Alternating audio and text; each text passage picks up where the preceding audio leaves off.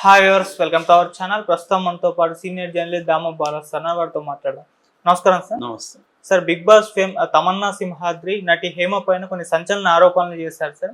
ఆ రేవ్ పార్టీలో నటి హేమ పాల్గొంది, ఆమె అమ్మాయిలతో బిజినెస్ చేస్తుందని చెప్పేసి ఇటువంటి ఆరోపణలు అయితే చేయడం జరిగింది. సో అసలు ఏమేమి ఆరోపణలు చేసింది, మరి వాస్తవాలు ఎంత ఉన్నాయంట?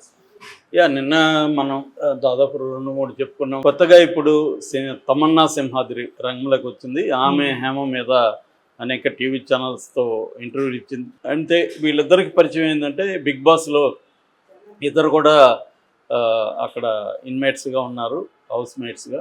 సో అప్పుడు వాళ్ళిద్దరి మధ్య గొడవలు కూడా జరిగాయి. ఆ టైంలోనే మన తమన్నా అనేక ఆరోపణలు చేసింది ఈ మీద.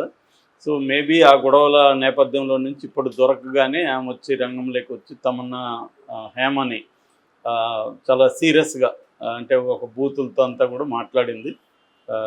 నీ గోప గొయ్య చేస్తాను అది ఇదని ఇంకా బూత్ పదాలంతా కూడా వాడింది. సో అంటే ఏంటి ఆమె చెప్పిన ప్రధానంగా ఏంటంటే హేమ దాంట్లో ఉనింది రేవ్ పార్టీలు. సో అబద్ధాలు చెప్తూ నాటకాలు చేస్తుంది అనేది ఫస్ట్ ఆరోపణ. సెకండ్ ఆరోపణ ఏంటంటే హేమ కొత్తగా ఆమెమి అదేంటి బాహుబలి హీరోయిన్ కాదు కదా, ఆమెది చిన్న రోల్స్ చేస్తుంటుంది. మరి అన్ని ఆస్తులు ఆమెకి ఎక్కడి నుంచి వచ్చాయి అంటే ఆమె వ్యాపారాలు చేస్తుంది. కొత్తగా వచ్చిన ఇండస్ట్రీకి వచ్చిన అమ్మాయిల్ని ట్రాప్ చేసి వాళ్ళతో ట్యూషన్ చేయిస్తుంది. దానివల్ల ఆమెకు డబ్బులు వస్తాయి అనేది ఆమె ఆరోపణ. సో ఈ 2 ఆరోపణలలో ఫస్ట్ చూసినప్పుడు రేవ్ పార్టీలో ఆమె ఉంటే ఏంటి, లేకపోతే ఏంటి? ఆమె ఉంటే పోలీసులు చర్య తీసుకుంటారు. ఆమె ఉండడం అక్కడ రేవ్ పార్టీకి పోవడం అనేది నేరం కాదు. అక్కడ డ్రగ్స్ తీసుకొని ఉంటేనే నేరం. రేవ్ పార్టీకి పోయింటే నేరం కాదు. డ్రగ్స్ ఏమేమన్నా తీసుకొని ఉంటే ఈమె ఆల్రెడీ బ్లడ్ అండ్ హెయిర్ వాళ్ళు శాంపుల్స్ తీసుకొని ఉంటారు కాబట్టి వాళ్ళు చర్య తీసుకుంటారు. ఎన్డీపీఎస్ యాక్ట్ కింద కేసు నమోదు చేస్తారు. అది కూడా ఎంత మోతాదు ఉంది ఏంటి అనే దాన్ని బట్టి ఆమె మీద కేసు ఉంటుంది. మనం చూసాం ఇక్కడ హైదరాబాద్లో కేసీఆర్ ఉన్నప్పుడు సంవత్సరానికి 2 సార్లు ఒక డ్రామా నడిచేది. సినిమా వాళ్ళందరిని పిలిచేవాళ్ళు, 2 రోజులు 3 రోజులు ఇంట్రాగేషన్లు, ఫైనల్గా ఏం జరగలేదు. ఇది కూడా అంతే. రేవ్ పార్టీ అనేది 2 రోజుల తర్వాత ఇంకేదో వస్తుంది. ఈ ఇష్యూని అందరూ మనలాంటి మీడియా అంతా మర్చిపోతారు, జనం మర్చిపోతారు. హేమ మామూలుగా వేషాలు చేసుకుంటూ ఆంపాటుగా ఉంటుంది. ఇవన్నీ ఏంటంటే టీ కప్పులో తుఫాన్లాగా అప్పుడప్పుడు వచ్చిపోతూ ఉంటాయి. సో అందువల్ల రేవ్ పార్టీలో ఆ మునిందా లేదనేది ఇదేం నేషనల్ ఇష్యూ కాదు. సో ఆమె ఉంటే అక్కడ already city crime branch CCB వాళ్ళు బెంగళూరు సిసిబికి అప్పగించారు దాన్ని. సో ఆ సిసిబిలో ఒక ఇన్స్పెక్టర్ ఇన్ఛార్జిగా ఒక బృందం దాని మీద విచారణ జరుపుతుంది. సో వాళ్ళ ఫోకస్ ప్రధానంగా బెంగళూరు సిసిబి ఫోకస్ ప్రధానంగా ఏంటంటే డ్రగ్ పెడ్లర్స్ మీద ప్రధానంగా ఫోకస్ అవుతుంది, వీళ్ళ మీద కాదు. ఈ పార్టీల మీద వాళ్ళు పెద్దగా ఇదేం లేదు. బట్ ఈ పార్టీల వల్ల వచ్చే ప్రాబ్లం ఏంటంటే డ్రగ్స్ సప్లై అనేది జరుగుతుంది, దాని మీద ప్రధాన ఫోకస్. అందుకని ఈ పార్టీలని కూడా జరగనీయకుండా చూసుకునేది. ఎందుకంటే పార్టీలకి డ్రగ్స్ వస్తాయి. మామూలుగా పార్టీలు జరుపుకుంటే వాళ్ళకేమి ఇబ్బంది లేదు. ఓన్లీ ఏంటంటే లౌడ్ మ్యూజిక్ చెప్పి పక్కింటి వాళ్ళ న్యూసెన్స్ కింద కంప్లైంట్ ఇస్తే తప్ప అదర్వైజ్ పార్టీలు జరుపుకునే వాళ్ళ మీద అంతా పోలీసులు రైడింగ్స్ ఏమి జరగవు.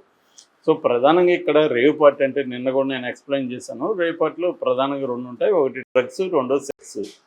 ఇవి ఈ 2 కూడా విడివిడిగా కూడా జరుగుతాయి. ప్రాస్టిట్యూషన్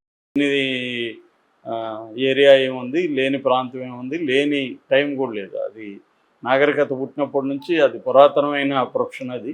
అది ఎప్పటికీ కంటిన్యూ అవుతుంటుంది. కొన్ని దేశాల్లో, థాయిలాండ్ లాంటి దేశాల్లో అది లీగల్, మన దేశంలో ఇల్లీగల్. కానీ మన దేశంలో కూడా అన్ని చోట్ల అది ఉంది. ఓపెన్గా ఇంటర్నెట్లోనే అనౌన్స్మెంట్లు ఉంటాయి, ఎస్కార్ట్ సర్వీసెస్ ఉంటాయి, అన్నీ తెలుసు జరుగుతుంటాయి.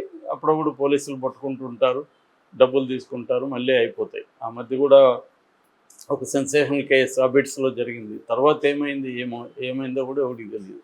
సో ఇవన్నీ జరుగుతూనే ఉంటాయి. ఇదొక వ్యాపారం. సో ఎకనామీలో ఇవన్నీ కూడా బ్లాక్ ఎకనామీ అంటారు వీటిని. అంటే ఈ ఎకనామీలో ఇదంతా పార్ట్. ఒక్కోసారి ఇది ఎకనామీకి కూడా హెల్ప్ అవుతుంది. సో కాకపోతే ఏంటంటే ఇది చట్టపరంగా ఇల్లీగల్ కాబట్టి దాన్ని నేరం అంటున్నారు. సో అంతకంటే ఏం లేదు. సో అవన్నీ జరుగుతున్నాయి. రెండోది ఇవాళ సుప్రీంకోర్టే అనేక సార్లు కాన్సంట్రేటింగ్ ఆర్డర్స్ ఇద్దరు వాళ్ళిద్దరి అంగీకారంతో లైంగికంగా కలిస్తే తప్పు లేదని సుప్రీంకోర్టు చెప్పింది. కాబట్టి అదేమన్నా దాన్ని కమర్షియల్గా ఎక్స్ప్లాయిట్ చేస్తే తప్ప అదర్వైజ్ అదే పార్టీలో ఇద్దరు వ్యక్తులు కాన్సెంటింగ్ అడల్ట్స్ సెక్స్ అయినా కూడా దాని మీద చర్య తీసుకునే అధికారం పోలీసులకి ఏమి ఉండదు. ఓన్లీ అది కమర్షియల్ అయితేనే పోలీసులు చర్య తీసుకోవాలి. సో అదే రెండవ అంశం డ్రగ్స్. ఈ రెండు విషయాలకు సంబంధించి ప్రధానంగా వాళ్ళు ఫోకస్ చేస్తారు. అన్నిటికంటే కూడా డ్రగ్స్ మీద వాళ్ళు ఫోకస్ చేస్తున్నారు. సో ఇప్పుడు హేమ రెండు నేరాలు చేసి ఉండే అవకాశం ఉంది. ఒకటి డ్రగ్స్, రెండోది కమర్షియల్ సెక్స్. అంటే ఇప్పుడు తమన్నా చెప్తుండేది ఏంటంటే ఆమె ఎప్పటి నుంచో కూడా కొత్తగా అమ్మాయిల్ని ఇండస్ట్రీలోకి వస్తున్న వాళ్ళని ట్రాప్ చేస్తుంది, వాళ్ళని ఇలాగా దించుతుంది, సరఫరా చేస్తుంది అనేది ఆమె ఆరోపించింది. ఆమె ఆరోపణలకి ఆధారాలు ఏమీ ఆమె పెట్టలేదు. ఇది ఒక ఆరోపణే. ఈ ఆరోపణ వల్ల పోలీసులు ఏమీ హేమ మీద కేసు పెట్టే పరిస్థితి లేదు. ఒకవేళ ఆమె అలాంటిది సప్లై చేస్తుంటే ఆమె పోలీసులతో డీల్ చేయడం కూడా వచ్చుంటుంది ఈ వరకు. ఎందుకంటే అది రాకుండా వాళ్ళు చేయలేరు కదా. పోలీసులకు కూడా ఇందులో పార్ట్ లేకుండా ఏమి జరగవు ఇవన్నీ. వాళ్ళకి కూడా పార్ట్ ఉంటుంది, వాళ్ళ మామూలు వాళ్ళకి వెళ్తుంటాయి. కొన్ని చోట్ల అప్పుడప్పుడు వాళ్ళు రైడింగ్స్ చేస్తుంటారు, వాళ్ళ మామూలు వాళ్ళు తీసుకుంటారు. ఇప్పుడు అనేక సార్లు మనం నెక్లెస్ రోడ్లో చూస్తే అనేక ఇల్లీగల్గా కార్లలో ఏదైనా లైంగికంగా ఎవరైనా ఉంటే పోలీసులు వచ్చి పట్టుకుంటారు. పట్టుకున్నప్పుడు ఏం జరుగుతుంది? వాళ్ళకి డబ్బులు ఇచ్చి వీళ్ళు బయటకు వస్తుంటారు, అంతకంటే ఏం జరగదు. సో ఇవన్నీ మామూలే. కాబట్టి హేమ ఒకవేళ అలా చేస్తుందంటే సినిమా ఇండస్ట్రీలో అమ్మాయిల వైపు నుంచి మనం ఆలోచిస్తే చాలా అమ్మాయిలు వస్తారు, వాళ్ళకి సినిమాలో వేషాలు రావు, ఇంట్లో సపోర్టింగ్ ఉండకపోవచ్చు, మానిటరీ పరంగా వాళ్ళకి వేరే ఇన్కమ్ సోర్స్ ఉండదు. అలాంటప్పుడు వాళ్ళకి ఈజీగా, వాళ్ళు అందంగా ఉన్నప్పుడు వాళ్ళకి ఈజీగా ఉండే వృత్తి ఇదే.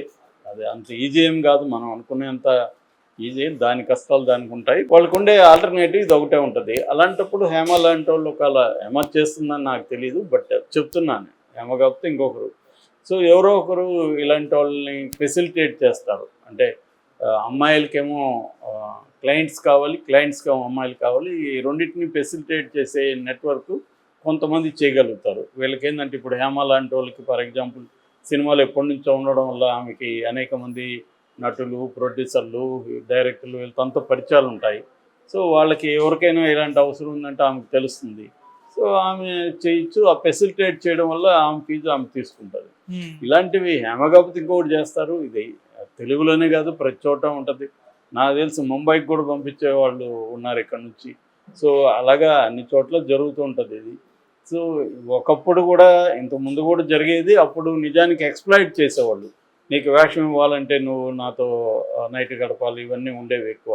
ఇప్పుడు కనీసం డబ్బులు ఇస్తున్నారు వాళ్ళని ఎక్స్ప్లాయిట్ చేయకుండా. అమ్మాయిలు కూడా ఇవాళ తెలివి మీరారు. సార్ నువ్వు వేషం తర్వాత కానీ ఇప్పుడు నాకేమి ఇస్తామని ముందే అడుగుతున్నారు. వేషం ఇచ్చి అడ్వాన్స్ ప్రొడ్యూసర్ దగ్గర తీసిస్తే కానీ వీళ్ళు ముందు కదలకుండా ఉన్నారు. ఎందుకంటే అమ్మాయిలకు కూడా ఇంతకుముందు ఉన్నంత అమాయకత్వం లేదు. ఇవాళ కొంత ముందుగానే ఫీల్డ్ని స్టడీ చేసి వస్తున్నారు. ఎందుకంటే సోషల్ మీడియా వచ్చేసింది, ఎవరినో ఒకరిని కనుక్కుంటున్నారు ఏం జరుగుతుంది, ఇవన్నీ చూసి వస్తున్నారు. పైగా మీడియేటర్స్, మేనేజర్లు ఉంటారు, ప్రొడక్షన్ మేనేజర్లు, వీళ్ళు కూడా ఇలాంటి పనులు చేస్తుంటారు. సో ఇండస్ట్రీ అవసరాలను బట్టి ఇవన్నీ జరుగుతుంటాయి. కాకపోతే ఇక్కడ డ్రగ్స్ అనేది చాలా సీరియస్ మ్యాటరు. దాని మీద గవర్నమెంట్ ఫోకస్ చేస్తున్నాయి. ఎందుకంటే ఎక్కువగా పిల్లల మీదకి వెళ్ళిపోతుంది. చిన్నపిల్లలు, కాలేజీ, ఇంటర్మీడియట్ పిల్లలు డ్రగ్స్కి అలవాటైపోయి అనేక మెంటల్ డిజార్డర్ ఇష్యూస్ కూడా వాళ్ళకి వస్తున్నాయి. నేను కూడా చాలామందిని చూశాను. మా ఎన్జిఓ తరఫున కొంతమంది కౌన్సిలింగ్ కూడా ఇచ్చాం. టీనేజ్ పిల్లలకి డ్రగ్స్ అనేది బాగా అలవాటైపోతుంది. ఎందుకంటే ఒకరు ఆ గ్రూప్లో ఒకరు వేసుకుంటే ఇంకొకరు. అది మేజర్ సమస్య ఇక్కడ.